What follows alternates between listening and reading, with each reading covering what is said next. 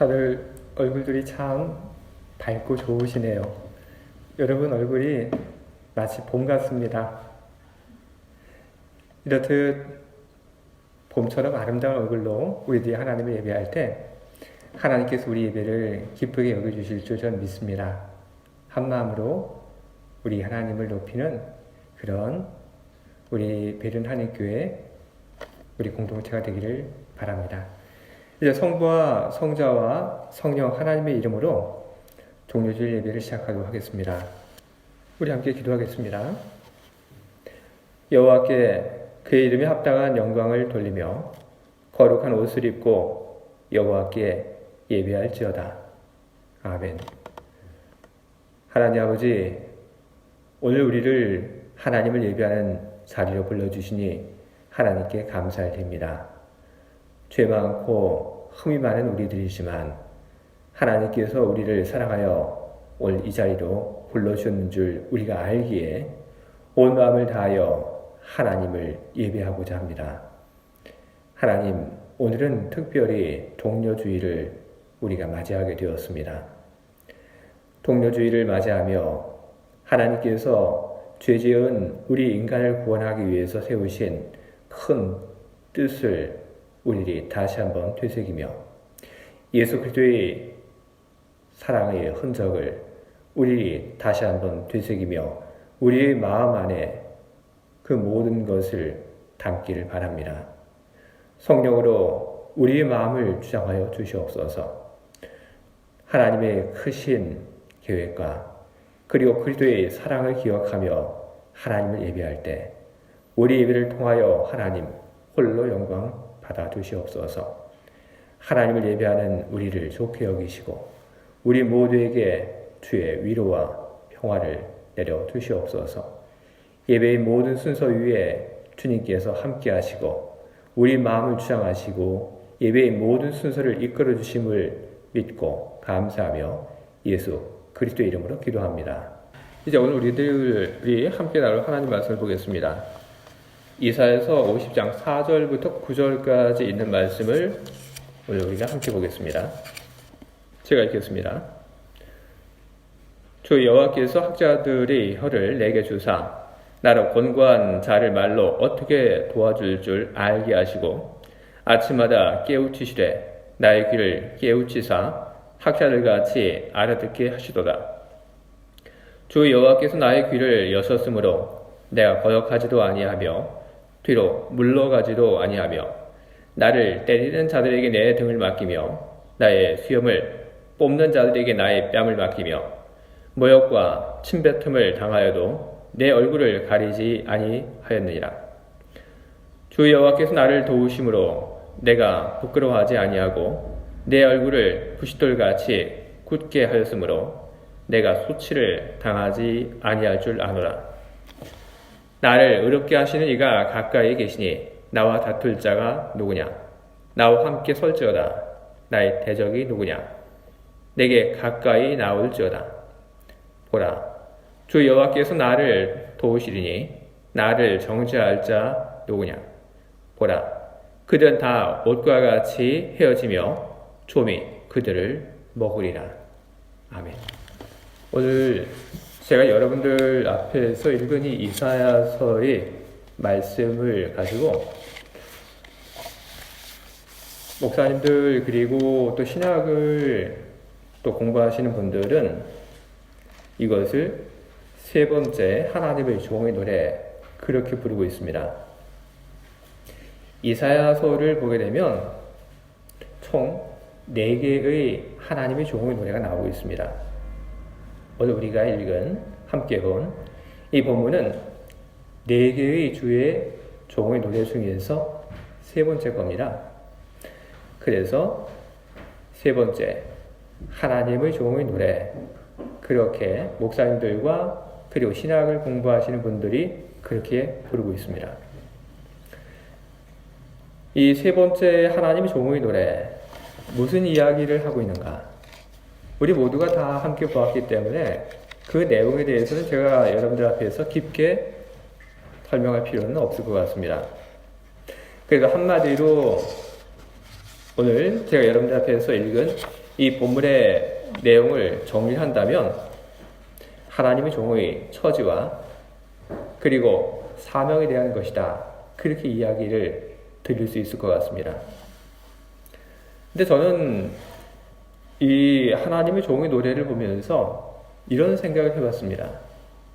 도대체 누굴까? 하나님의 종의 노래, 여기에 나오는 하나님의 종은 누굴까? 그렇게 저는 좀 생각을 해봤습니다.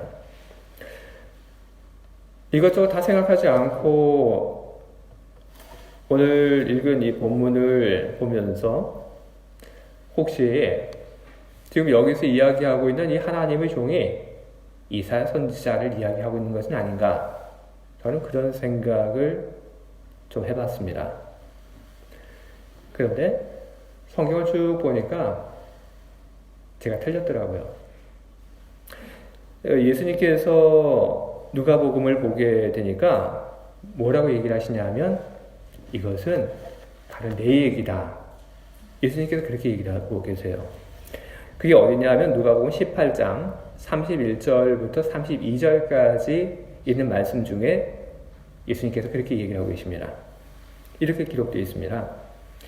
예수께서 12 제자를 데리시고 이르시되 보라 우리가 예루살렘으로 올라가노니 선지자들을 통하여 기록된 모든 것이 인자에게 응하리라. 인자가 이방인들에게 넘겨져 희롱을 당하고 능욕을 당하고 침뱉음을 당하겠으며. 바로 예수님께서 이렇게 얘기를 하셨는데 이것은 예수님께서 예루살렘으로 길을 떠나시기 얼마 전에 하신 말씀인 겁니다. 예수님께서는 바로 이 말씀을 하시면서 이사야서에 나오고 있는 바로 그 이야기가 바로 나의 이야기다. 그렇게 선언을 하신 겁니다. 예수님의 삶을 가지고 이제는 그래서 방금 읽은 하나님의 종의 노래를 다시 한번 들여다보게 됩니다. 예수님의 삶을 생각하며 세 번째 하나님의 종의 노래를 다시 들여다보니까 그 의미가 좀 새롭습니다. 그리고 세 번째 하나님의 종의 노래 속에서 예수님의 그 그림자가 많이 보입니다. 예수님의 삶, 그분의 삶은 곤고한 사람을 돕는 것이었습니다. 곤고한 사람을 우리들은 어떻게 하면 도와줄 수 있을까요? 어떤 곤고한 사람이 저를 찾아왔어요.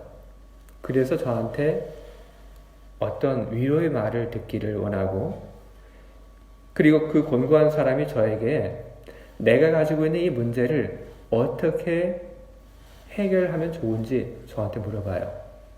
저는 뭐라고 대답을 해야 할까요? 사실 뭐라고 해야 될지 잘 몰라요. 근데 그것은 저뿐 아니라 모든 분들이 똑같이 겪는 어려움이라고 저는 생각합니다. 그런데 오늘 이 세 번째 하나님의 종의 노래를 보니까 예수님도 좀 그러셨던 것 같아요. 많은 사람들이 찾아와서 곤고한 그 처지를 이야기하고 위로받고 싶어하고 어떻게 하면 되는지 그렇게 물어보는데 예수님 역시도 뭐라고 답을 해주면 좋을지 곤란했던 것 같은데 그런데 예수님께서는 그 곤고한 사람들에게 필요한 말씀들을 우리가 아는 것처럼 다 주셨습니다. 바로 오늘 우리가 본 이 이사야서의 말씀을 통해서 어떻게 그것이 가능했는지를 이야기를 한다면 하나님께서 바로 예수님에게 학자의 혀를 주셨기 때문에 그랬던 것 같습니다. 어떤 말을 해야 할지 어떻게 이야기해주면 그 사람이 위로를 받을지 힘을 얻을지 그런 말 정말로 말 잘하는 학자와 같이 필요한 말을 할 수 있는 그런 힘을 지혜를 능력을 하나님께서 예수님께 주신 것 같습니다. 예수님께서는 늘 선한 마음을 가지고 곤고한 사람을 돕는데 그 무엇보다도 충실한 삶을 사셨던 그런 분입니다. 하지만 안타깝게도 그런 선한 일을 하셨는데도 불구하고 그런 예수님에 대해서 좋지 않게 생각하는 사람들이 생겼습니다. 그 사람들은 예수님에 대해서 좋지 않은 생각을 마음속에 품었을 뿐 아니라 그 생각을 말로 때로는 행동으로 밖으로 표출합니다. 예수님께서 그런 사람들에게 당한 그런 일들을 우리는 이사야서의 말씀을 통해서 우리는 보게 됩니다. 나를 때리는 자들에게 내 등을 맡기며 나의 수염을 뽑는 자들에게 나의 뺨을 맡기며 모욕과 침뱉음을 당하여도 내 얼굴을 가리지 아니하였느니라. 예수님께서는 많은 모욕을 그리고 많은 미움을 받았음에도 불구하고 그 모든 것을 다 잘 견디시고 그리고 회피하지 않았다. 그렇게 이야기하고 계십니다. 제가 앞서 누가복음의 예수님의 기록된 말씀을 제가 인용을 했는데 이 누가복음을 보더라도 예수님께서 많은 모욕을 받으신 그런 이야기들이 성경에는 나오고 있습니다.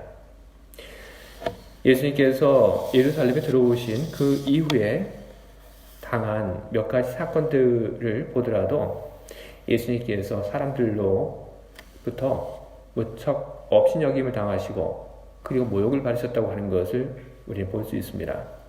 하나는 누가복음 22장 63절 그 이하에 기록되어 있는 이야기입니다. 예수님께서 십자가에 달리시기 전에 잡혀갑니다. 대제사장에게 잡혀갔을 때 이 잡혀간 이 예수님을 지키는 그 사람들이 성경에 보면 뭐라고 되어 있냐면 예수님을 희롱했다. 그렇게 얘기를 합니다. 그리고 이 예수님을 희롱하면서 이 눈을 가리고 그리고 툭툭 칩니다. 때립니다. 그리고 말을 걸어요. 장난을 걸어요. 누가 너 때려올게. 한번 맞춰가라. 그 이외에도 많은 욕을 했다고 그렇게 성경은 기록하고 있습니다. 그리고 누가복음 23장 35절을 그 이하를 보게 되면 예수님께서 십자가에 달리셨을 때 그때 사람들이 예수님에게 한 그런 행동들에 대한 이야기가 거기 기록되어 있는데 거기에도 예수님께서 사람들로부터 무척 큰 모욕을 받으신 것을 볼 수 있습니다. 백성이 서서 구경한다고 얘기를 합니다. 그리고 관리들이 비웃었다. 그렇게 이야기를 합니다. 뭐라고 비웃냐 하면 저가 남을 구원하였으니 만일 하나님이 택하신 자 그리스도이면 자신도 구원할지어다. 이렇게 관리들이 예수님을 비웃었습니다. 그리고 로마의 그 병사들도 신 포도주를 가지고 예수님을 조롱합니다. 마실래? 그리고 또 이야기를 하죠. 네가 유대인의 왕이니? 네가 유대인의 왕이면 그러면 내가 너 자신을 구원해봐라. 그렇게 이야기를 합니다. 우리는 십자가의 그 길에 들어선 예수님께서 이런 조롱을, 이런 모욕을 받으셨다고 하는 것을 우리는 봅니다. 그런데 예수님께서 이런 조롱과 모욕을 받으신 것은 비단 이때만은 아니었습니다. 훨씬 그 전부터 예수님께서는 사람들이 모욕과 그리고 사람들이 미움을 받았습니다. 이유 없는. 우리는 우리의 삶의 경험을 통해서 모욕을 받는다는 것이 얼마만큼 기분 나쁜 것인지 그리고 얼마만큼 견디기 어려운 것인지 우리는 알고 있습니다. 그렇죠? 제가 독일에 오래전에 제 아이가 그 고린도 실내 다닐 때 제가 아이 손을 잡고 제가 학교에 데려다 준 적이 있어요. 네, 매일.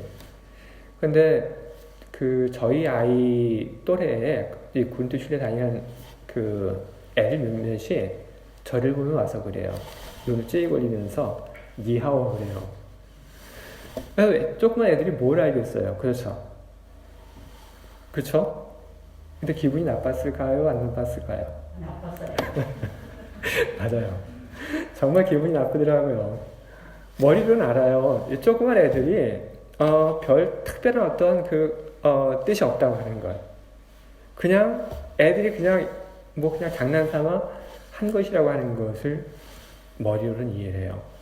그런데 속은 안 그렇더라고요. 속이 왜 이렇게 상한지 모르겠어요. 이거는 아주 작은 그런 모멸인데, 그런데 그 작은 것이 제 안에서 얼마큼 이게 크게 느껴졌는지 모르겠어요. 근데 사람들이 살면서 다른 사람으로부터 이런 모멸감을 받는 그런 일들이 참 많이 생겨나게 되죠. 어떤 내 직업 때문에, 아니면 또 다른 어떤 이유 때문에 모멸감을 받는 그런 일들이 일어나게 되죠. 이 모멸감, 어떤 경우에 내가 잘못해서 받는 것이라면 그럴 수도 있겠다, 이렇게 수긍이라고 하는데, 그런데 어떤 경우에는 이유 없는, 근거 없는 그런 것이 나한테 돌아오기도 합니다. 그런 모멸감이 우리 안에 자리를 잡을 때 우리는 어떻게 되냐면 그것을 잘 삭히지 못합니다. 물론 잘 삭히는 분도 있어요. 그런데 어떤 모멸감이 우리 안에 들어오게 되면 대부분 어떤 반응을 보이냐면, 그 모멸감으로 인해서 상대에 대해서 불쾌함을 느끼고, 그 상대에 대해서 내가 당한 것만큼 혹은 그 이상으로 되갚아주고 싶은 그런 마음이 생겨나요. 아니면 좀 폭력적으로 좀 바뀐다든지, 그것은 모멸감이라고 하는 것이 그렇게 만드는 겁니다. 그런 감정이. 한국의 문학과 지성사라고 하는 그런 출판사가 있는데, 거기에서 모멸감이라고 하는 그런 제목의 책이 몇 년 전에 나왔습니다. 이 김준호라고 하시는 이분이 쓴 책인데, 거기에 이 모멸감, 여기에 대한 것만 다 썼어요.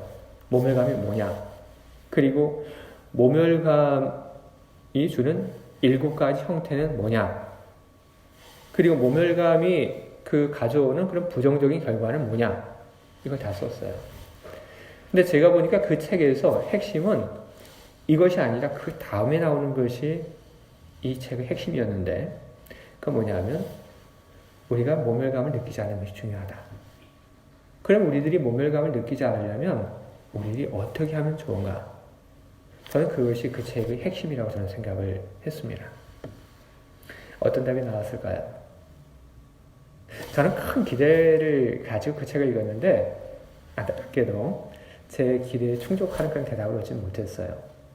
그 책에 사는 얘기는 뭐냐면, 당신이 모멸감을 느끼지 않기 위해서는 당신 내면의 그 힘을 키워야 한다, 그렇게 얘기를 하더라고요.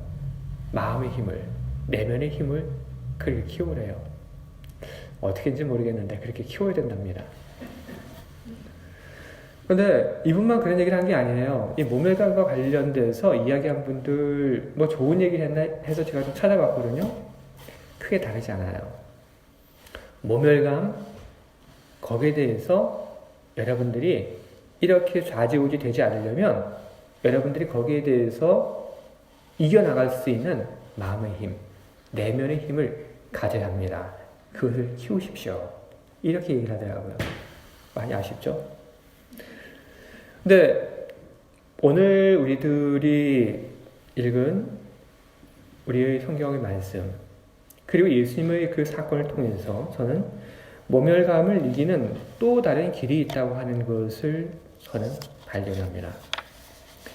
예수님께서 사람들이 정말로 감당하기 힘든 그런 욕을 먹고 조롱을 당하고 그리고 멸시당하고 그리고 모멸감을 느끼셨는데, 예수님께서 그 모든 것을 이길 수 있었던 그런 이유, 그 근거는 과연 어디 있을까요? 저는 오늘 제가 여러분들 앞에서 읽은 이 본문 속에 그 답이 있다고 저는 그렇게 믿습니다. 나의 귀를 깨우치사 학자같이 알아듣게 하시도다. 그리고 그 다음에 나오는 말씀, 여호와께서 나의 귀를 여셨으므로. 저는 나의 귀를 깨우치사 학자같이 알아듣게 하셨다고 하는 이 말씀, 그리고 하나님께서 나의 귀를 열어주셨다고 하는 이 말씀, 바로 여기에서 예수님께서 그 모멸감을 이기셨던 비결이 있다고 저는 그렇게 보고 있습니다.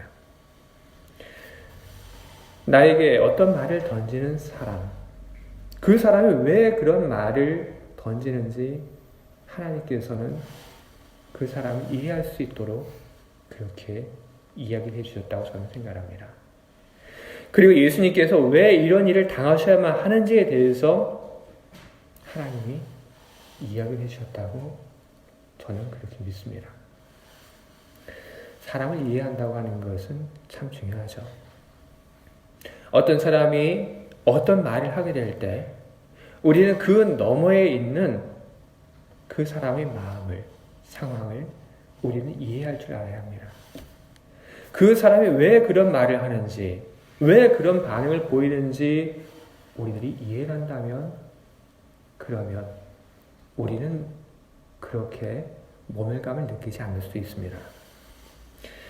예수님은 항상 많은 사람들로부터 안 좋은 이야기를 들으셨는데, 근데 예수님께서는 매 아침마다 일찍 일어나셨습니다. 그리고 아침 일찍 일어나셔서 조깅한 것, 새벽 운동하신 건 아니고 하나님 말씀을 듣는 일을 예수님께서는 하셨습니다. 매일같이 그런 일들을 반복해 나가셨어요. 왜 이런 일을 겪어야 하는지, 오늘 무엇을 해야 하는지, 그것을 왜 해야 하는지, 이것에 어떤 의미가 있는지, 그리고 예수님에 대해서 공격하고 대적하고 미워하는 사람들이 왜 그런 모습을 보이는지 예수님께서는 끊임없이 아침에 하나님 말씀을 듣고 그리고 이해하고, 그리고 하나님께서 예수님께 주신 그 길에 대한 확신을 다시 한번 가지셨다고 저는 믿고 있습니다. 그리고 그런 일들을 통해서 예수님께서는 고백하십니다. 나를 의롭게 하시는 이가 가까이 계시다. 매일같이 나한테 이야기해 주시는 하나님이 있다고 하는 것을 발견하신 것이죠. 지금의 상황에 대해서 이해시켜 주시는 하나님. 왜 이 일을 해야 하는지, 왜 하기 싫은데도 이 일을 해야 하는지 그것을 밝혀주시는 하나님. 늘 함께 하시는 그 하나님을 예수님은 느끼면서 나를 의롭게 하시는 이가 가까이 계시다. 그렇게 이야기할 수 있으셨던 겁니다. 저는 하나님께서 왜 그렇게 예수님에게 오셔서 말씀을 주시고 그리고 함께 해주셨는지 그 이유를 생각을 해보지 않을 수 없습니다. 작게 생각을 한다면 예수님께서 그 모멸감이 무너지지 않도록 하기 위해서 하나님께서는 예수님에게 오셔서 말씀을 주시고 그리고 그 말씀을 통해서 하나님 말씀을 깨닫게 하시고 예수님께서 있는 그 상황을 이해하도록 그렇게 만들어 나가셨다고 저는 생각합니다. 그러나 그것보다 더 큰 그런 목적이 있습니다. 그것은 예수님께서 십자가를 짊어지도록 하기 위해서 하나님께서는 그렇게 하신 겁니다. 모멸감이 지지 않도록. 저는 그런 얘기를 여러분들 앞에서 잘하죠. 제가 기억하기도 제가 몇 번 얘기를 한 것 같습니다. 현재 경험 속에서 미래에 대한 믿음이 나온다. 저는 삶을 통해서 그것을 많이 경험을 합니다.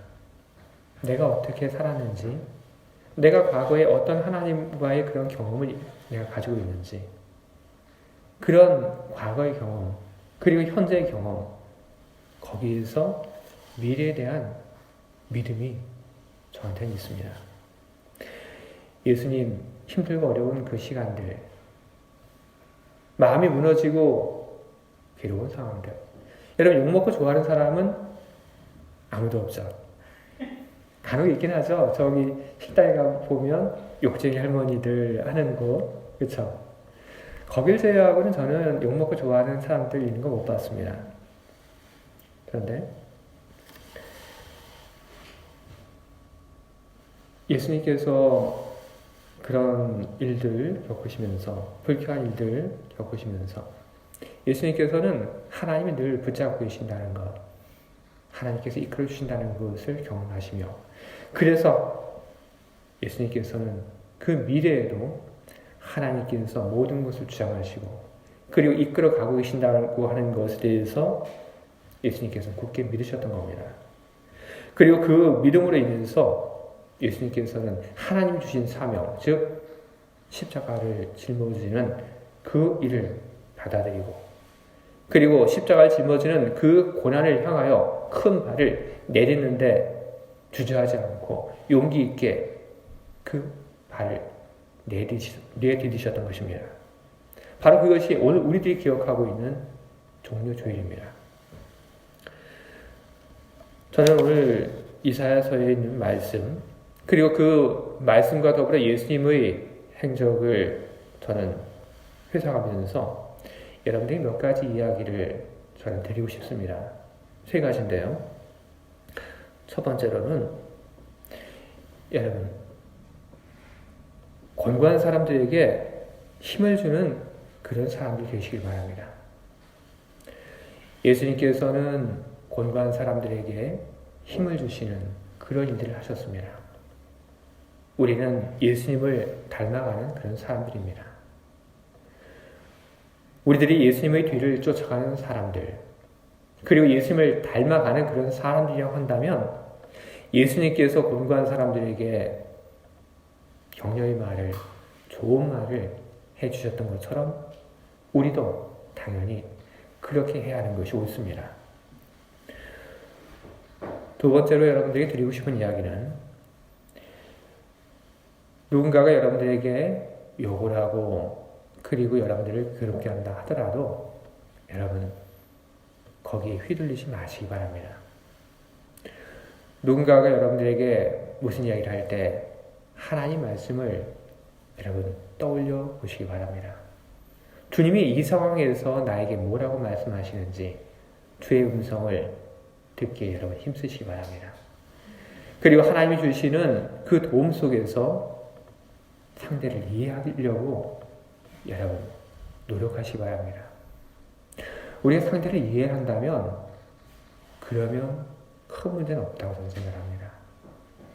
저 사람이 왜 저렇게 하는지, 저 사람이 왜 슬퍼하는지 우리가 상대를 정말로 이해할 수 있다고 한다면 그러면 우리들이 크게 불쾌함을 느끼지 않아도 될 것이라고 저는 생각합니다. 그리고 마지막으로 여러분들에게 드리고 싶은 이야기는, 우리 주님께서 고난의 길을 걸어가신 것처럼 우리들 역시 고난의 길을 걸어가는 데 있어서 꺼려하는 그런 마음이 없어야겠다는 것입니다. 그 누구도 고난을 좋아하는 사람은 없습니다. 쉽고 편한 길을 좋아하죠. 꽃길이라고 얘기하고 좋은 길이라고 얘기하고 아름다운 길이라고 이야기하며 그런 길들을 걷고 싶어 합니다. 어느 누구도 가시밭길을 걷고 싶어 하지 않고 어느 누구도 사막과 같은 그런 길을 걸어가고 싶지 않아 합니다. 그러나 주님께서는 우리들에게 뭐라고 말씀하십니까? 그 고난의 길을 걸으라고, 섬김의 길을 걸으라고, 십자가의 길을 걸으라고 그렇게 이해하고 계십니다. 우리들은 주님의 큰 사랑에 빚을 진 사람들입니다. 예수님의 희생이 없었다면 오늘 우리는 여기지 못했을 겁니다.